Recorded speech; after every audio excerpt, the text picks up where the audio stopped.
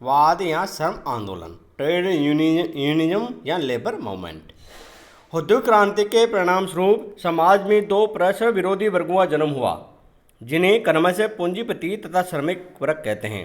Karl Marx ने इन वर्गों को पूंजीपति तथा सर्वहारा वर्ग की संख्या दी है। कुछ लोग इन वर्गों को हजूर ए मजूर या हेव्स या हेव नोट्स के नाम से भी पुकारते हैं। प्रथम वर्ग कारखानों में मशीनों, औजारों तक कच्चे माल के लिए पूंजी जुटाता है, जबकि द्वितीय वर्ग इन साधनों की सहायता से उत्पादन करता है। औद्योगिक क्रांति के प्रारंभिक कुछ वर्षों में तो ये दोनों वर्ग मिलजुल कर कार्य करते रहे, किंतु समय के व्यतीत होने के साथ साथ कुछ समय बाद चतुर, चालाक, साधन संपन्न, शिक्षित और शक्तिशाली पूंजीपतियों ने अपनी जेबें भरने के लिए मजदूरों का शोषण प्रारंभ कर दिया।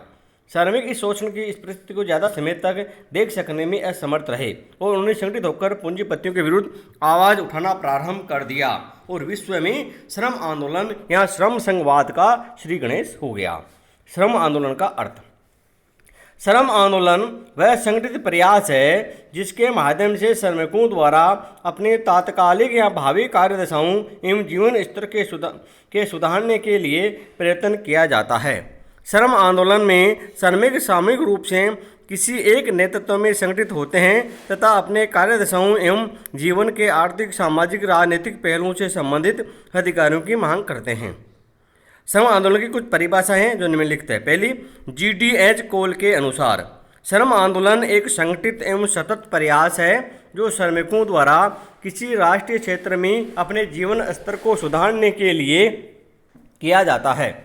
कॉमन्स के मतानुसार श्रम आंदोलन शब्द का अर्थ श्रमिकों की उन सभी संगठित क्रियाओं से हैं जो उनकी तत्काल या निकट भविष्य में दशाओं को अधिक अच्छी बनाने के लिए की जाती है। डी ल्यूडर के अनुसार श्रम आंदोलन का अर्थ उन विभिन्न दीर्घकालीन श्रम संघों से हैं जो औद्योगिक या अर्ध औद्योगिक अर्थव्यवस्थाओं में विद्यमान रहते हैं। और समाज विज्ञान के विश्वकोश के अनुसार श्रम आंदोलन का आशय मजदूरी प्राप्त करने वालों की उन सभी संगठित क्रियाओं से हैं जो अपनी तत्काल या न्यूनाधिक रूप से दूरस्थ भविष्य की दशाओं को अधिक अच्छा करने के लिए की जाती है। इन सब परिभाषाओं के आधार अध्ययन करने के बाद हम इस निष्कर्ष पर पहुंचते हैं कि श्रम आंदोलन वह सतत प्रक्रिया है जिसमें श्रमिक संगठित रूप से अपने वर्तमान एवं भावी कार्यदशाओं तथा जीवन स्तर के विभिन्न पहलुओं के विकास के लिए प्रयास करते हैं। इन आंदोलनों के द्वारा वे अपने जीवन के सामाजिक, आर्थिक, राजनीतिक आदि अधिकारों की प्राप्ति के लिए भी निरंतर रूप से प्रयासरत करते हैं। श्रम आंदोलन पूंजीवादी अर्थव्यवस्था के विकास का ही परिणाम है, किंतु श्रम आंदोलन उन सभी देशों में देखे जा सकते हैं जिनमें प्रजातांत्रिक सिद्धांतों को स्वीकार किया जाता है। अब श्रम आंदोलन की विशेषताएं। श्रम आंदोलन की प्रकृति को भली प्रकार से समझने के लिए श्रम आंदोलन की निम्नलिखित विशेषताओं का अध्ययन अति आवश्यक है। पहली, ये श्रमिकों या उनके संगठन का संगठित आंदोलन है। ये आंदोलन श्रमिकों के जीवन स्तर की वृद्धि के लिए किया जाता है। ये श्रमिकों के सामान्य हितों की रक्षा का साधन है। ये श्रमिकों के लिए वेतन वृद्धि, श्रम कल्याण कार्यों, सामाजिक सुरक्षा कार्यों, कार्यदशाओं में सुधार का प्रयास है। ये श्रमिकों में आत्म जागृति का साधन है। श्रम आंदोलन औद्योगिक अर्ध औद्योगिक सभी क्षेत्रों में होते हैं। श्रम आंदोलन का प्रभाव तत्काल हो या आवश्यक नहीं है, इसका प्रभाव निकट भविष्य में भी हो सकता है। इन आंदोलन के दौरान कई हड़तालें, तालाबंदी आदि होती रहती है। ये आंदोलन कोई एक श्रमिक नहीं करता है बल्कि कई श्रमिक मिलकर करते हैं। इन श्रम आंदोलन सभी प्रजातांत्रिक देशों में पाए जाते हैं। श्रम आंदोलनों के जन्म के कारण, causes of birth of labour movement. Bharat में ही नहीं, श्रम आंदोलन विश्व के सभी प्रजातांत्रिक देशों में होते रहते हैं। इन आंदोलन के उत्पन्न होने के अनेक कारण हैं जिनमें से प्रमुख निम्नानुसार है। पहला, मशीनी युग का प्रारंभ। जब तक लोग अपने हाथों से घरेलू आधार पर उत्पादन करते थे, श्रम आंदोलन नाम की कोई बात ही नहीं थी। किंतु 18वीं शताब्दी से ही जो जो मशीनों का आविष्कार प्रचलन बढ़ता गया, श्रम आंदोलन भी दिखाई देने लगे। इसलिए प्रोफेसर टेननबॉम के शब्द उचित ही जान पड़ते हैं कि श्रमिक आंदोलन एक परिणाम है जिसका प्रमुख कारण मशीन है। सेकंड, श्रम एवं पूंजीपति वर्गों का जन्म। औद्योगिक क्रांति के परिणाम स्वरूप दीर्घ स्तरीय उत्पादन हुआ, जिसके लिए अधिक पूंजी की आवश्यकता हुई और श्रम एवं पूंजीपति वर्गों का आविर्भाव हुआ। इन दोनों के अलग अलग उद्देश्य होते हैं। पूंजीपति अधिकाधिक लाभ प्राप्त करना चाहता है, जबकि श्रमिक अधिकाधिक मजदूरी। इन दो प्रतिद्वंदी उद्देश्यों के कारण श्रम आंदोलन का जन्म हुआ। नेक्स्ट, पूंजीपतियों की शोषण की भावना। पूंजीपतियों के जन्म से ही श्रम आंदोलन नहीं हुए हैं। श्रम आंदोलन का आविर्भाव तब तक नहीं हुआ जब तक उद्योगों में पैतृकतावादी विचारधारा चलती रही। श्रम आंदोलन तब से होने लगे हैं जब से विचारधारा समाप्त होने लगी और पूंजीपति श्रम का शोषण करना अपना जन्म से अधिकार समझने लगे। नेक्स्ट, स्वतंत्र व्यापार नीति। तात्कालीन सरकार की स्वतंत्र व्यापार नीति पॉलिसी ऑफ लेजिस फ्री के कारण सरकार उद्योगों में सेव नहीं करती थी। फलतः सरकार श्रमिकों के अधिकारों हेतु की रक्षा के लिए भी कोई सेव नहीं करती थी। उस समय सरकार की मान्यता थी कि श्रमिक सेवा योजना दोनों ही कानून की दृष्टि से समान है तथा उन दोनों के संबंधों का नियमन स्वतंत्र अनुबंध द्वारा होता है, जो वे स्वतंत्र रूप से स्वेच्छा से करते हैं। इसके अतिरिक्त ये मान्यता भी प्रचलित थी कि प्रत्येक श्रमिक अपने सेवा योजक से सौदेबाजी के आधार पर अपनी सेवा की शर्तें भी तय करने का अधिकार रखता है। ऐसी परिस्थितियों तथा मान्यताओं के होते हुए श्रमिकों ने अपने सामूहिक सौदेबाजी शक्ति को बढ़ाने के लिए श्रम संघ बनाने प्रारंभ कर दिए। नेक्स्ट, श्रमिकों में व्यक्तिगत सौदेकारी क्षमता का अभाव। स्वतंत्र व्यापार नीति के युग में यद्यपि श्रमिक सेवा योजक से सौदेबाजी करके अपनी सेवा की शर्तें तय करने का अधिकार रखता था, किंतु व्यवहार में ऐसा करना उसके लिए संभव नहीं था। श्रमिक के पास अपने जीवन यापन का कोई साधन नहीं होने तथा श्रम की नाशवान प्रवृत्ति के कारण उसकी श्रमिक की सौदेकारी शक्ति स्वतः घट जाती है। फलतः श्रमिकों ने श्रम संघ बनाकर अपनी सौदेकारी शक्ति को बढ़ाना उचित समझा। नेक्स्ट, सामूहिक रूप से श्रमिकों की महत्ता। श्रम संघ आंदोलन के जन्म में विकास के पीछे एक बड़ा कारण यह भी रहा है कि एकाकी रूप से श्रमिक सेवा योजकों के लिए कोई विशेष महत्व नहीं रखता था, जबकि सामूहिक रूप से श्रमिकों का महत्व सेवा योजकों के लिए बहुत अधिक था। श्रमिकों ने जब इस गुण बात को समझा तो सामूहिक रूप से एकत्र होने के लिए श्रम संघ का निर्माण करने लगे। सामाजिक विज्ञानों में अनुसंधान। विश्व में सामाजिक विज्ञानों में अनेक अनुसंधान हुए हैं। उनके मानव मूल्यों के महत्व को स्थापित किया गया है। कई वर्षों तक मनुष्य केवल आर्थिक मनुष्य ही समझा जाता था, किंतु श्रमिकों ने अपने सामाजिक आवश्यकताओं की पूर्ति के लिए भी श्रमिक आंदोलन प्रारंभ कर दिए थे। उन्होंने संस्था में अच्छी स्थिति बनाए रखने तथा अपने मूलभूत सामाजिक अधिकारों की रक्षा के लिए आंदोलन करना प्रारंभ कर दिया था। राजनीतिक प्रतिभा की इच्छा। आजकल कई आंदोलन इसलिए भी होते हैं कि कई श्रमिक नेता अपना राजनीतिक प्रभुत्व स्थापित करना चाहते हैं। प्रत्येक नया श्रमिक नेता अपना राजनीतिक प्रभुत्व जमाना चाहता है और इसके लिए श्रमिकों को बहकाकर आंदोलन करवा देते हैं। नेक्स्ट, ग्रामीण जीवन में प्रतिकूल परिवर्तन। श्रम आंदोलन को जन्म देने में ग्रामीण जीवन में प्रतिकूल परिवर्तनों का हाथ भी रहा है। गाँवों में ज्यों ज्यों दरिद्रता बेरोजगारी बढ़ने लगी, हस्तशिल्प में घरेलू उद्योग का विनाश होने लगा, सामाजिक कुरीतियाँ रीति रिवाजों का दबाव, ग्रहणग्रस्तता, बाढ़, सूखा आदि बढ़ते गए, त्यों त्यों गाँवों के लोग शहरों में आते गए और श्रम संघों से जुड़ते चले गए। फलतः श्रम संघों का विकास होने लगा। नेक्स्ट, शहरी सुविधाओं का आकर्षण। श्रम आंदोलन के जन्म का एक प्रमुख कारण शहरी सुविधाओं का आकर्षण भी रहा है। श्रमिक अधिक अच्छी सुविधाओं तथा आरामदायक कार्यदशाओं की अभिलाषा की पूर्ति के लिए अधिक वेतन, बोनस, भत्तों, श्रम कल्याण योजनाओं जैसे चिकित्सा सुविधा, आवास सुविधा, मनोरंजन आदि तथा सामाजिक सुरक्षा की व्यवस्था के लिए सेवा योजकों से मांग करने लगे हैं। जब इन सब की प्राप्ति होने लगी तो श्रम आंदोलनों का क्रम बढ़ता ही चला गया। श्रम संघवाद या श्रम आंदोलन की विचारधाराएं या सिद्धांत। अप्रोचेज टू या थ्योरीज ऑफ ट्रेड यूनिज्म या लेबर मूवमेंट। श्रम संघवाद या श्रम आंदोलन की अनेक विचारधाराएं प्रचलित है। कुछ प्रमुख विचारधाराएं अग्रानुसार है। क्रांतिकारी या कार्ल मार्क्स की विचारधारा।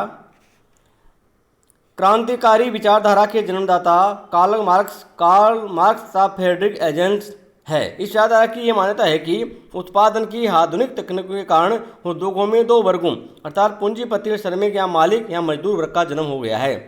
पूंजीपति उत्पादन के सभी साधनों का स्वामी बन गया है तथा श्रमिक केवल श्रम का मालिक रह गया है, किंतु श्रमिक अपने श्रम का मालिक होते हुए भी अपनी स्वेच्छा से कुछ भी नहीं कर सकता है। उसे तो अपने मालिक या पूंजीपति की इच्छा से ही कार्य करना पड़ता है, क्योंकि उत्पादन के सभी साधन जिन पर वह अपने श्रम का उपयोग करता है वे सभी पूंजीपति के स्वामित्व में आ गए हैं। फलतः श्रमिक एक दास या गुलाम की स्थिति में आ गया है। इस स्थिति से उबरने के लिए कार्ल मार्क्स ने श्रमिकों को श्रम संघ बनाने तथा पूंजीवाद को समाप्त करने का सुझाव दिया। इस प्रकार स्पष्ट है कि श्रम संघ की क्रांतिकारी विचारधारा श्रमिकों के हितों का संरक्षण करने तथा पूंजीवाद को समाप्त करने के लिए श्रम संघ की स्थापना को अनिवार्य समझती है। औद्योगिक प्रजातंत्र या वेब विचारधारा। सिडनी वेब तथा बीएट्रिस वेब अर्थात वेब दंपति इस विचारधारा के प्रवर्तक माने जाते हैं। इस विचारधारा के अनुसार श्रम संघवाद उद्योगों में प्रजातंत्र स्थापित करने का साधन है। दो शब्दों में श्रम संघ वे संस्थाएं हैं जिनके द्वारा उद्योगों में प्रबंधकों की तानाशाही पर नियंत्रण किया जा सकता है, श्रमिकों को शक्तिमान बनाया जा सकता है तथा अपने कार्य दशाओं के निर्धारण में अपनी बात रखने तथा मनवाने का अधिकार प्राप्त किया जा सकता है। वेब ने इस बात को स्वीकार किया कि वर्ग संघर्ष सदैव बना रहेगा, किंतु इसका समाधान समानता में सामूहिक प्रयासों से संभव है। अतः उनका मानना था कि श्रम संघ पूंजीवाद को उखाड़ फेंकने के लिए नहीं बनाने चाहिए, बल्कि श्रम संघ का उपयोग श्रमिकों तथा पूंजीपतियों की सौदागरी शक्ति में संतुलन स्थापित करने के लिए करना चाहिए। अतः इस विचारधारा के अनुसार श्रम संघ वे साधन है जो श्रमिकों को सेवा आयोजकों की विशाल राजनीतिक एवं आर्थिक सत्ता का मुकाबला करने की क्षमता प्रदान करते हैं। इससे ही दोनों वर्गों के बीच समानता का आधार बनता है तथा इसी से धीरे धीरे औद्योगिक संबंधों में प्रजातंत्र की स्थापना होती है।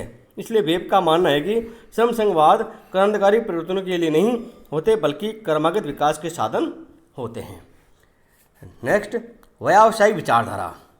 इस विचारधारा के प्रवर्तक श्रम संघों को शक्ति संतुलन का साधन मानते हैं। इन विचारकों का मानना है कि श्रमिक अपना प्रभाव बढ़ाने के उद्देश्य से श्रम संघ की स्थापना करते हैं या उनकी सदस्यता ग्रहण करते हैं। वे मजदूरी तथा भत्तों में वृद्धि करने, कर दशों में सुधार करने तथा श्रम संबंधों के नियमन करने के लिए आवश्यक प्रयास करने हेतु श्रम संघों को अपना प्रतिनिधित्व करने का अधिकार देते हैं।